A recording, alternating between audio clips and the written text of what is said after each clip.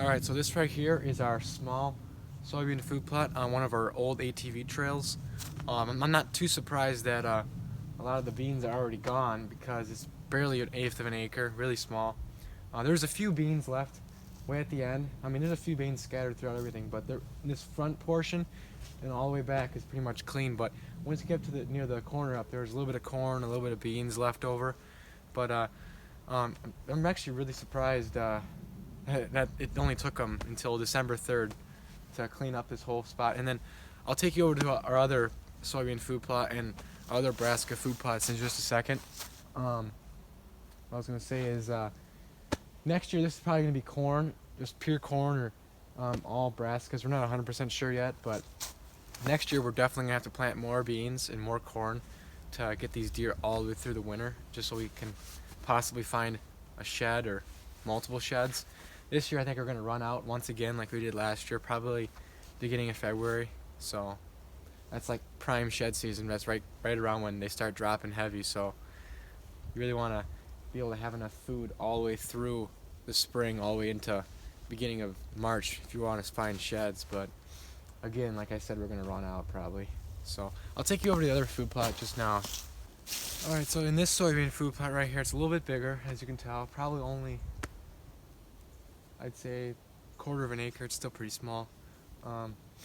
There's definitely more beans out in there, but I know this plot didn't germinate and grow as well as the other one. But since it's a little bigger, there's still a little bit more beans in there. I can tell there's quite a few cobs still left on some of this corn up here. And also in this field, further down that way, we have, this is the area where we planted our pumpkins, and then in between the pumpkin rows, we seeded in all kinds of wintergreens, beets and greens, and they're just munching that up like crazy right now. Actually, more browse on that than the beans out here, because it's still kind of green. Even up close here, there's some really small wintergreens I seeded in here. It's just hammered by the deer. You can tell the beans in here are pretty darn thin. You can just see there's not too much in here, and they didn't really grow that good. So right up here is where we got our kale. That hasn't even been touched yet by the deer. This is all a little bit of corn and mainly a sorghum wall, cutting this food plot into 2 sections here. That grew up real nice. At its prime, it was about, probably almost 8 feet tall. These right here are some of the dinkin radishes, the big tube like that. I haven't really seen many of the deer eating on these, so I don't know. I thought they would start eating on them. As you can tell, they're really starting to get soft and mushy, kind of. They pretty much cleaned up all the leaves on all these dinkin radishes. They actually started eating on these radishes in all of our food plots before they started eating on the wintergreens. And these radishes were in the beets and greens mix. So the dinkin radishes would be a good one for October, November, and early December, where the wintergreens are just starting to eat on that now.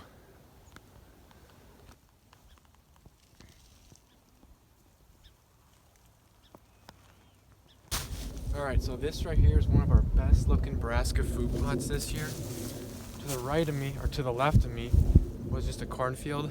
That's the farmer's field he plants every year. And then this whole area, this was just where the food plot is just an extension of all this tall grass and tall weeds. And we figured we might as well try to, we mowed it down and we sprayed it off, and then we just broadcast seeded it. And it came up real well. This is the first year we had anything here, so that's probably why it grew so darn well. And there's some purple top turnips in here that are the size of softballs, if not bigger. I'll show you them in a second. Stuff right up here on the side of the brush here isn't exposed to as much frost and snow, so it's really, really green still, and kind of standing up higher still, more than the rest of that down there. But yeah, everything looks really good in this food plot. Already, I'd say they've probably ate up about probably 15 to 25% of the food here. So as you can definitely tell, there's plenty of green forage for them left. Just kind of matters how long it stays green, If it turns yellow and kind of starts to decay and decompose, which it probably will in about a month, actually. I know these green brassicas usually don't last much past January or into February. They're pretty much already gone or kind of completely rotted away. And these purple top turnips look great in here. I think the deer kind of prefer the green leaves rather than the, you know, purple top turnips or dank and radish bulbs. I know many people say they dig around in the snow for them, but I really think they really don't. At least the ones around here, they definitely prefer the green leaves. Once they're gone, they're pretty much done eating on it. I was just showing you this one, and now I'm going to show you this one. This is, again, Honey Hole by Antler King. I'm going to take you over to the back side there. Alright, so I'll try to keep this quick here. Again, this one is very similar, all honey hole, just like the other food plot. Lots of purple top turnips, lots of green forage in there for them left.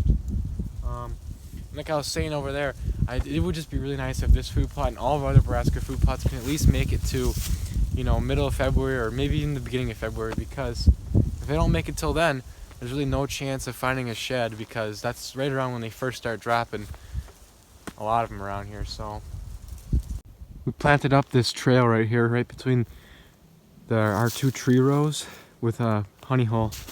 It's kind of an extension onto the plot, and man, this stuff grew really well. It'll be really interesting what this food plot and a lot of our other brassica food plots look like in about a month from now. I'm thinking that a lot of these brassicas are going to be cleaned up to like a single stem more.